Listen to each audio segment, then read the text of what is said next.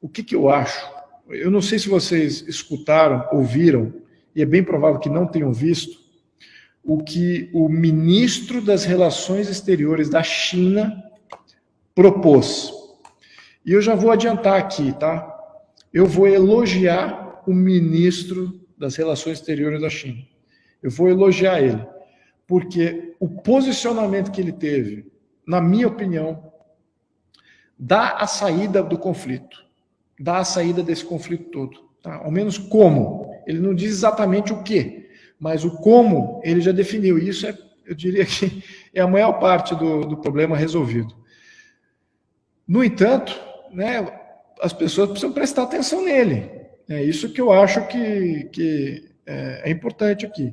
Então, eu vou destacar aqui alguns pontos, porque eles são fundamentais, tá? Eles são fundamentais a gente entender o que o primeiro-ministro não, que foi o ministro das Relações Exteriores da China, Wang Yi, foi o que ele propôs, tá? Eu vou mencionar aqui rapidinho, tá? São 5 pontos, depois se vocês quiserem que eu debata algum desses pontos, eu posso fazer com todo prazer, logo depois que eu abrir para comentários aqui. 5 pontos. Ele fala o seguinte, com relação à Ucrânia, né? Ele fala o seguinte, olha, nós respeitamos o território e a integridade territorial de todos os países e suas políticas de segurança, tá? Inclusos o da Ucrânia. Então, isso é a China falando. Então, por que a China é importante? A China pode ser o grande mediador disso tudo. Olha o que eu estou falando aqui.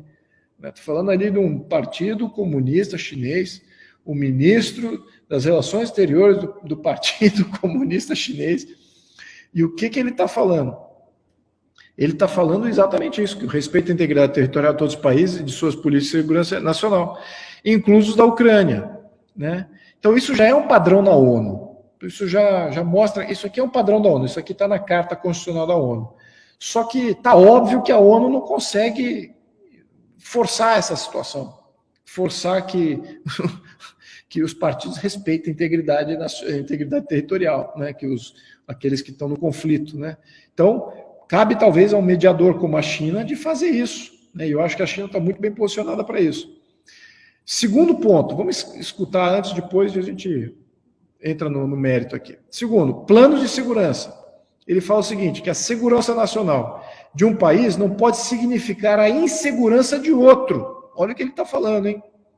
Que a segurança nacional de um país não pode significar a insegurança de um outro. Então, o que isso faz? Isso cria limite no primeiro ponto, que era a questão de território, né? Que é a questão de território. O que é meu, o que é meu, o que é meu território. E o teu plano de segurança não pode botar a insegurança de um outro país em jogo. Também ele está falando para a Ucrânia. Ele está falando assim, Ucrânia, você não pode assumir uma parceria com a OTAN, porque isso compromete a Rússia diretamente. Ele está literalmente validando esse posicionamento russo. Então, de um lado, ele, de certa maneira, ele preserva a Ucrânia, de outro lado, ele limita a Ucrânia. Olha que eu acho que foi muito bem colocado isso dele. Foi muito feliz essa colocação. E mais do que isso, ele falou que nenhum país, não é que ele falou isso, mas infere que nenhum país deve conclamar esfera de hegemonia, esfera de controle. Esse segundo ponto, ele viola, é uma revolução do ponto de vista do que aconteceu no século XX. Na Guerra Fria, o que é meu, o que é minha região, doutrina dos Estados Unidos, doutrina da União Soviética, agora até a sua própria doutrina da China, né? Isso compromete até se a China fosse querer criar aí um império como foi criado durante a Guerra Fria do século XX, ela estaria delimitada por esse mesmo termo que ele mesmo sugeriu. Terceiro ponto. Todos os partidos envolvidos em disputas devem demonstrar respeito a civis e propriedade para evitar uma crise humanitária irreparável. Esse é outro padrão falho da ONU. Tá? Isso está bem óbvio, claro que a gente tem que respeitar o civil e tal, mas é padrão ONU. Mas claro que a ONU não está sendo um agente aqui, né? Está sendo completamente fora, se demonstra insuficiente, ou incapaz ou irrelevante, talvez os três. Quarto ponto, que eu acho que esse é um dos pontos mais interessantes também, é que a Ucrânia deve servir como uma ponte entre o Oriente e o Ocidente, e não como servir como um território a ser conquistado. Olha o que é importante que ele coloca aqui, porque isso é relevante para todos os países pequenos, que são limítrofes de grandes países ou de grandes blocos hegemônicos. Muito importante isso. Esses países se tornam não uma questão de disputa, não um canal de disputa, mas sim, não um território a ser conquistado, mas se transforma num canal de comunicação, um canal de aceitação de tolerância. Então ele está já validando o contexto que alguns países nunca precisarão estar alinhados com nenhum bloco. É fundamental isso. Então, veja como está retrógrado essa visão do próprio Biden e da Hillary Clinton e do Partido Democrata, que temos que ainda empurrar a democracia no mundo inteiro.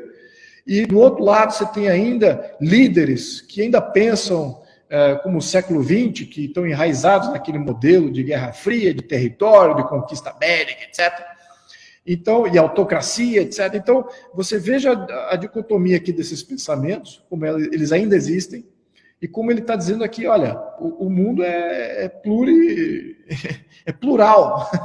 O mundo não precisa ser nem de um jeito nem de outro.